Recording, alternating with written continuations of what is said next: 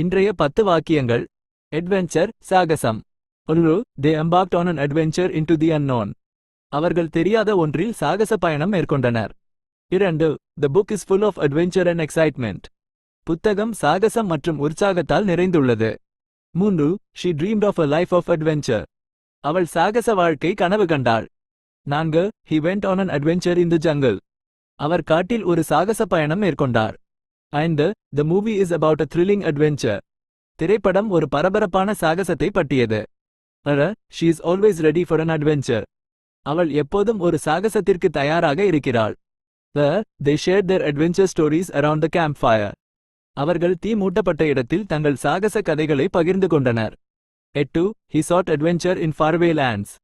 அவர் தொலைதூர தேசங்களில் சாகசத்தை தேடினார்.